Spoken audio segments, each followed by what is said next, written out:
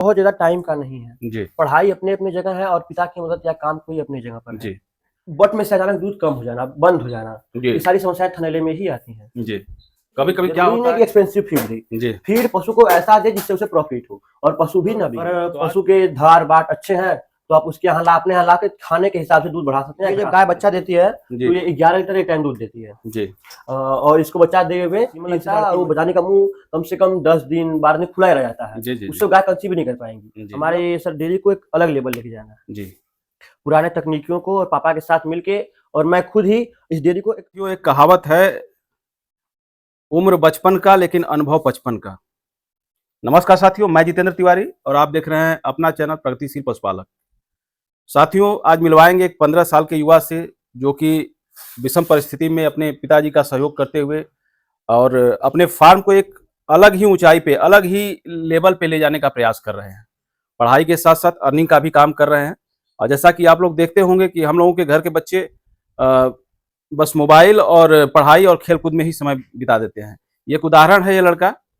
अ, बहुत से लोगों को सीख लेने की ज़रूरत है।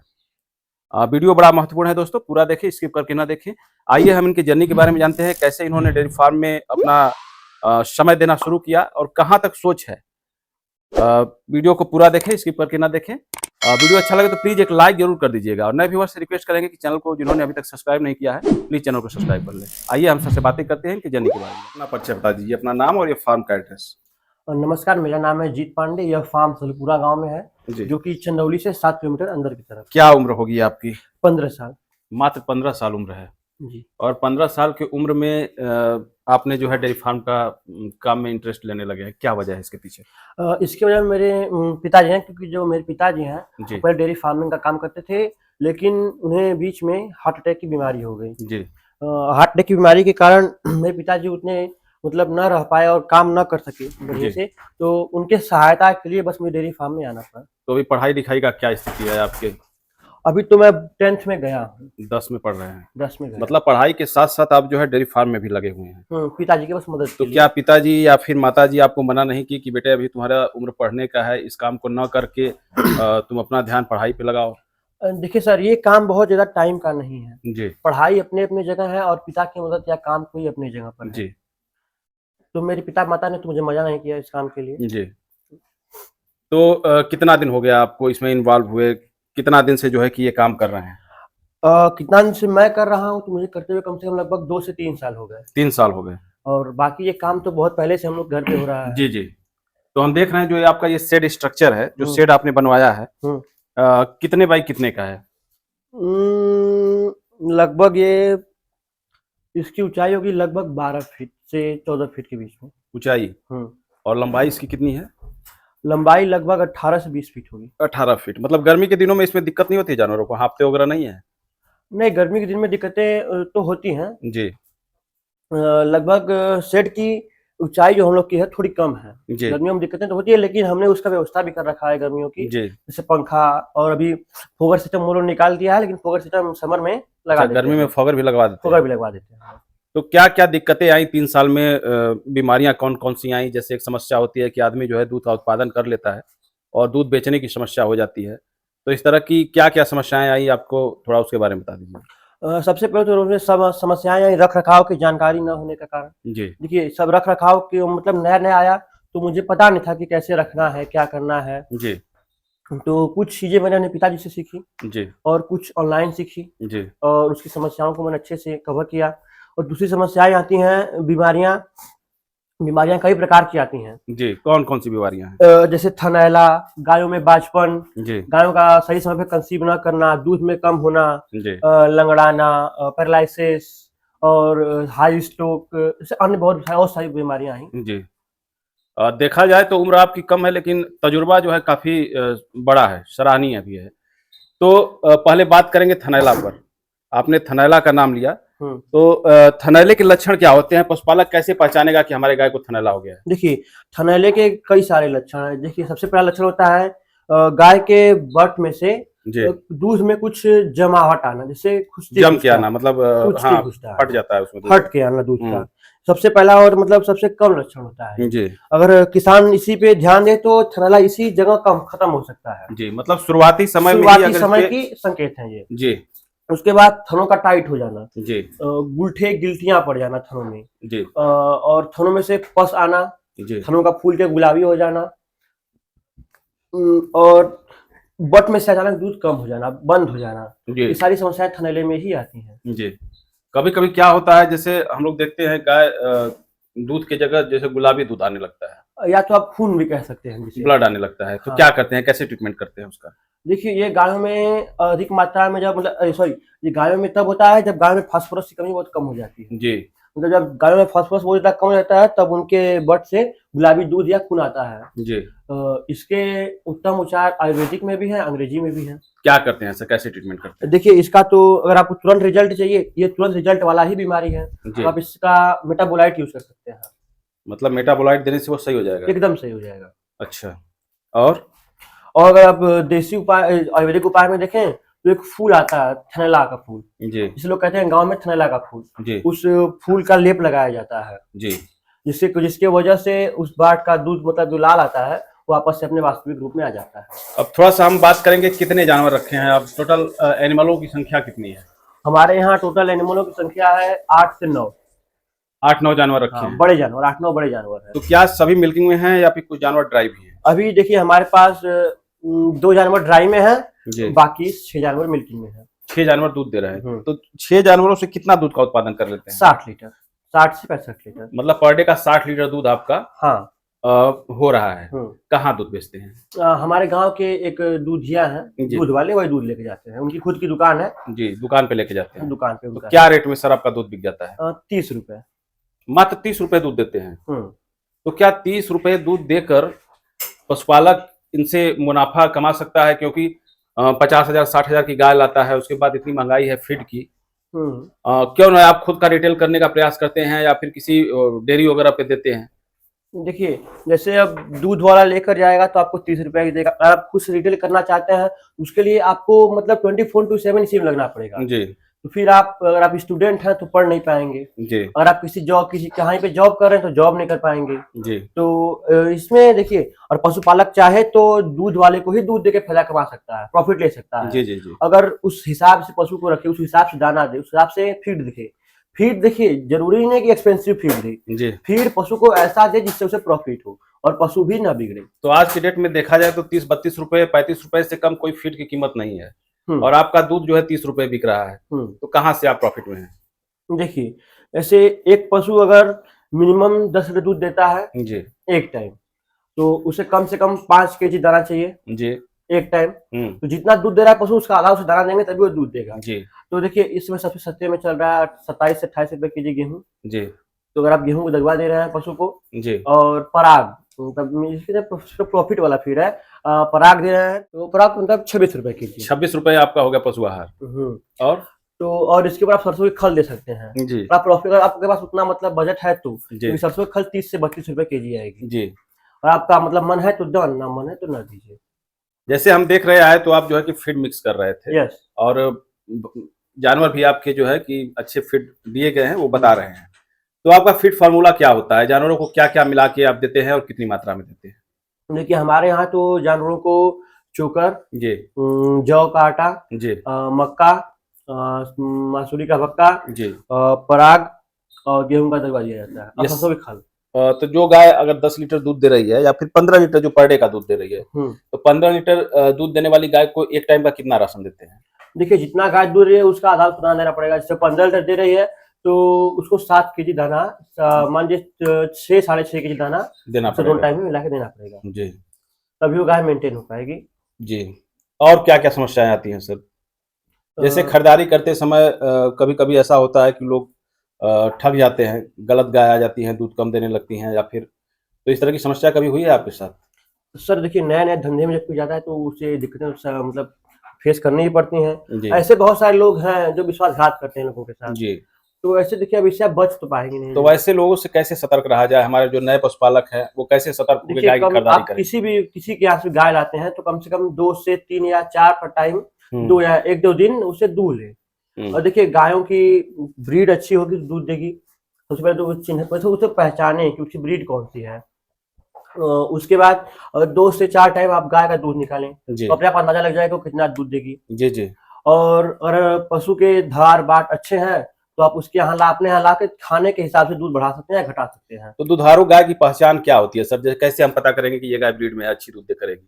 देखिए, अब अगर आप ब्रीड में होगी तो देखिए सबसे पहले तो गाय की मिल्क लाइन पाइप होती है एक। जी मिल्क वे। देखिए मिल्क लाइन पाइप होती है, देखिए ये है मिल्क लाइन पाइप। जी तो वैसे दुधारू गाय होंगी तो उनकी जो मिल्क लाइन पाइप रहेगी जी मतलब थोड़ी मोटी में रहेगी, जी जी मोटी और चौड़ी में रहेगी। जी देखिए तो सबसे बड़ी पहचान यही होती है दुधारू गाय की। जी और उसके बाद दुधारू गाय आपको अच्छी नस्ल मिले तो देखिए एचएफ जर्सी पड़ेंगी जी दूध के मामले में।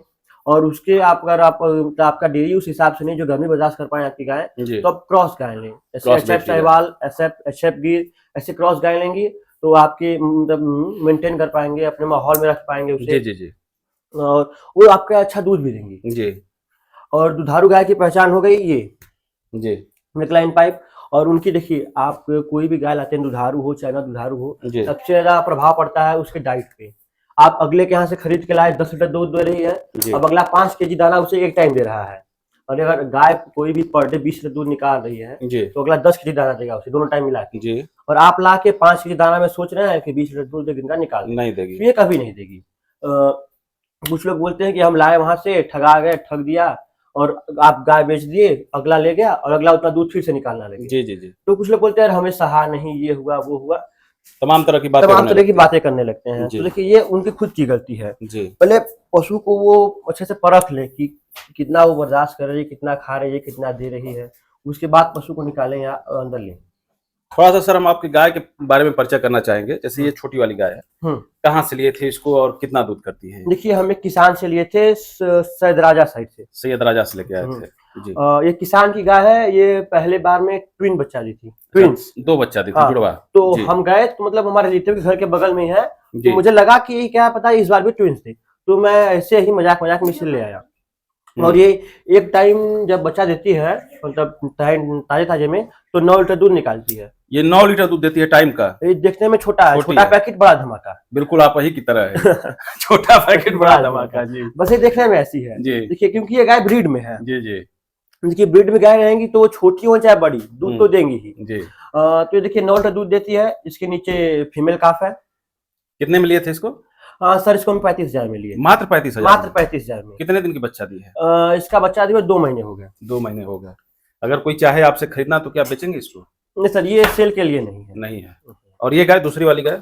ये वाली गाय सेल के लिए है। जी ये वाली गाय क्या सेल के लिए। क्या इसका? देखिए ये जब गाय बच्चा देती है जी तो ये 11 लीटर एक टाइम दूध देती है। जी। और इसको बच्चा दिए हुए 3 से 3.5 महीने हो गए। तो बच्चा क्या है इसका? इसका मेल काफ था, एक्सपायर कर गया मर है। गया है। सीमन उमन ली है? सर अभी नहीं, अभी नहीं ली। अभी नहीं लिए। इसको आप बेच देंगे? सर ये सेल के लिए। तो अभी कितना में दे देंगे इसको आप? सर 45,000 में। 45,000 में देंगे। कितना दूध बताया अभी फिलहाल है? अभी सर इसके में 16 लीटर दूध है। ये वाली गाय सर सर ये वाली घर की बच्चिया है। किस ब्यात में है ये? सर दूसरी बैच में है, सेकंड बार बच्चा दी सेकंड है। लोकेशन में है। और कितना दूध करी है ये? सर टाइम पे 11 लीटर ये भी की है इस बार। मतलब पर डे का 22 लीटर दूध करती की है। और वो सर? सर वो छोटी बच्चिया है, जी। वो पहली में है अभी। पहली ब्यात में है। हाँ वो भी सेल के लिए है। और कितना दूध है इसमें? सर इसका अभी दोनों टाइम में दूध 9 से 10 लीटर है। 9-10 लीटर छोटी दूध दे ब्रीड रही की है। है। जी देखिए यही ये गाय ब्रीड में नहीं है। जी। आप देखिए बात कर रहे थे ब्रीड की, जी, देखिए ये जी। गाय ब्रीड में नहीं है। जी इसकी मिल्क लाइन पाइप देखेंगे तो कहीं दिखाई नहीं देगी आपको। जी। और इसका एक बट खराब है, एक बाट खराब है। क्योंकि देखिए पहले बार बच्चा दी जी। और मैं किसान के यहाँ से खरीद कर लाया था। अच्छा इसको आप खरीद के लाए हैं? जी किसान के यहाँ खरीद के लाया था, तो किसान को भी नहीं पता था, मुझे भी नहीं पता क्योंकि पहली है। जी। तो पहली होने के कारण इसके एक बट से दूध नहीं निकला। जब बच्चा दी शुरू से ही मतलब शुरू से दूध नहीं निकला। जी तो मतलब ये पता नहीं था, जी। तो कौन क्या कर सकता है। पहली बात पे पहले ब्यात में कुछ किया नहीं कुछ किया नहीं जा सकता। और सर गाय आपकी किधर है? मतलब सर बाहर और मतलब बगीचे में है गाय। जी एक गाय और सेल के लिए है, जी। उधर है। हाँ उसको भी देख लेते हैं हम। और एक बड़ा महत्वपूर्ण विषय होता है हरे चारे का। बहुत से लोगों के पास हरा चारा नहीं उपलब्ध हो पाता है। बिना हरे चारे का जो है कि डेयरी फार्म चलाने का प्रयास करते हैं। तो क्या क्या दिक्कतें होती हैं जिसके पास हरा चारा नहीं होता है? देखिए फिलहाल तो मेरे पास खुद ही हरा चारा नहीं है, जी तो दिक्कतें ज्यादा नहीं आती हैं। बस क्या होता है, जैसे आप हरा चारा देंगे, जी। आपका जो आप फीड दे रहे हैं तो वो मान लीजिए 70% आप फीड देंगे तो आप 100% फीड दे रहे थे 5 kg, तो आप जी। 70% कर दीजिए जी। और 30% हरा चारा ऐड कर दीजिए तो उसमें। मिनरल वगैरह क्या मतलब उसके जगह पे देते हैं या फिर हरे चारे के साथ। अगर जब हरा चारा नहीं दे रहे हैं तो हम्म। उसकी जगह पे मिनरल देते हैं जानवरों को? हाँ सर, मिनरल देते हैं पशुओं को। जी। एक मिन समस्या आती है रिपीट ब्रीडिंग की, बार-बार सीमन लेते हैं, हाँ, कंसीव कंसीव नहीं ना करते करना हैं। बाजपन जैसी। तो उसका कैसे इलाज करते हैं आप? देखिए, जो बार-बार गाय कंसीव न कर पाती हैं, जो जी। कंसीव करने में जिनको दिक्कतें आती हैं, जी। ये देखिए बहुत बड़ी समस्या है और इसको हैंडल करना बहुत आसान है। जी।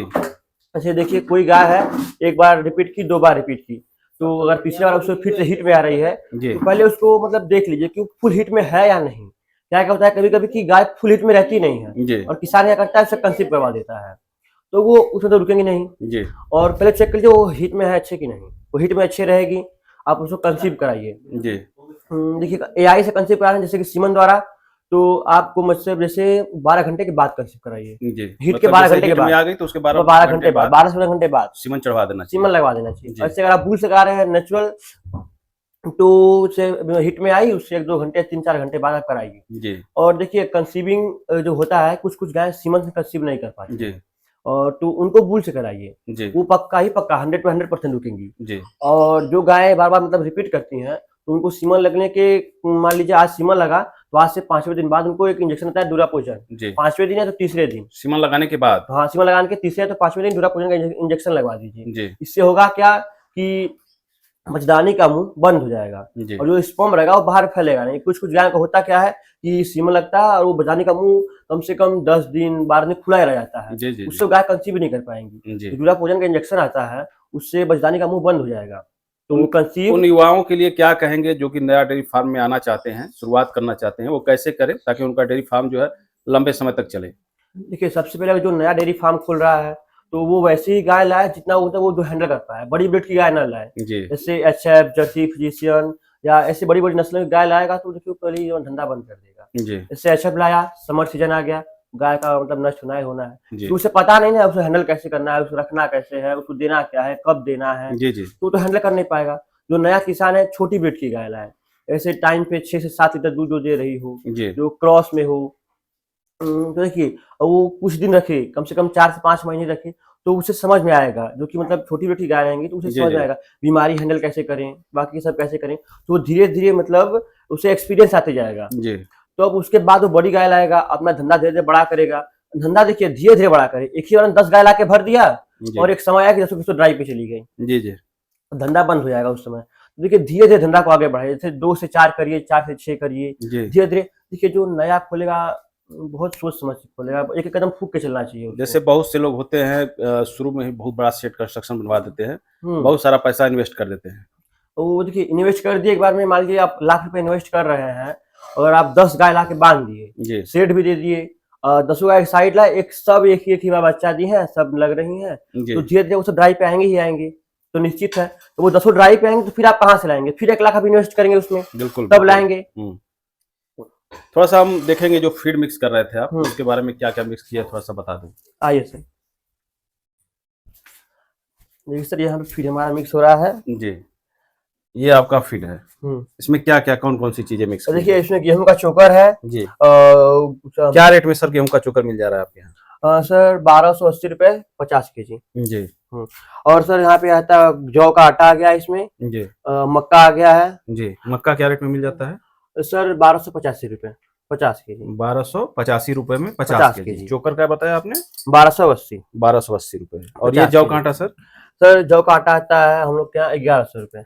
1100 रुपए में 50 किलो। हुँ। काफ़ी सस्ता है। सर यहाँ पे सस्ता है। जी। अभी सर सीजन आ जाएगा तो और कुछ दाम गिर जाएँगे। जी। हुँ। और पराग आपने बताया कि पराग मिक्स पराग करके देते खिलाते हैं। हैं। मिक्स करके जैसे पराग बस फ्लेवर के लिए ऐड देते हैं। जी, जी, स्वाद बाकी के ये लिए। दूध तो इसी पे है। पराग है जो सर वो पराग में खुशबू लाता है, कुहर में जी। फ्लेवर लाता है। जी। इसलिए बस हम पराग ऐड कर देते हैं जी। उसमें। जी। पराग अधिक मात्रा में देना मतलब पशुओं के लिए लाभदायक नहीं होता है। जी। क्योंकि देखिए जो पराग है उसमें यूरिया काफ़ी मात्रा में यूज़ की जाती है। जी। जी। ये तो किसी किसान से छुपा हुआ नहीं है। तो जब ज़्यादा मात्रा में पराग देंगे आप पशु को, जी। तो पशु मतलब एक समय आता है तो बहुत कमज़ोर हो तो जाएगा। आगे सर क्या प्लानिंग है? जानवरों को इतने तक सीमित रखना है या फिर आगे? नहीं सर, हमारे सर डेयरी को एक अलग लेवल लेके जाना है। जी। पुराने तकनीकियों को और पापा के साथ मिलके, और मैं खुद ही इस डेयरी को एक अलग मोड़ पे लेके जाना चाहता जी। हूँ। अगर कोई प्राइवेट जॉब कर रहा है हुँ। और खुद का फार्म चला रहा है, किसको बेहतर मानते हैं आप? सर फार्म वाले को। सर आप समझिए कि 10 रुपए का नौकर बनने से 5 रुपए के मालिक बनना है। जी, ये सर ये देखिए मतलब दूसरों की गुलामी करने से अच्छा है कि खुद का खुद अपना का काम करें। काम करें।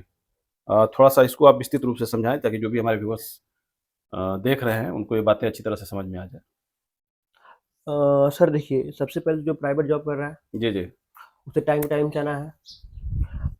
और देखिए जो प्राइवेट जॉब करेगा उसे किसी की गुलामी करनी पड़ेगी। बिल्कुल बिल्कुल 4 बात सुननी है, 4 बात सहनी है। जी और देखिए उसमें आपको मतलब पूरा मानसिक तनाव में दबे रहेंगे प्राइवेट जॉब वाले बिल्कुल कि हमको जाना है, करना है, 8 घंटे खटना है, 10 घंटे खटना है। जी और देखिए अब जो अपना प्राइवेट डेयरी फार्म चला रहा है, खुद का डेयरी फार्म चला रहा है, जी उसको कोई चिंता नहीं है। जाना है 2 घंटे सुबह, 2 घंटे शाम, काम करना है, चिंता मुक्त रहना है, पशुओं के साथ गौ सेवा करनी है, तो पुण्य पुण्य ही रहेगा। सर उसके बाद देखिए आप तनाव से मुक्त रहेंगे, घर जी का जी शुद्ध खाएंगे तो घर का शुद्ध पहनेंगे। बहुत अच्छी जानकारी आपने दी वीडियो में। आशा करते हैं कि जितने भी व्यूअर्स हमारे देख रहे होंगे काफ़ी इस वीडियो से लाभान्वित होंगे। इतना कीमती समय आपने हमारे दर्शकों के लिए दिया, इसके लिए बहुत बहुत धन्यवाद सर। धन्यवाद सर आपका, जो आप हमारे डेयरी पर आए तो आप विजिट किए। धन्यवाद सर।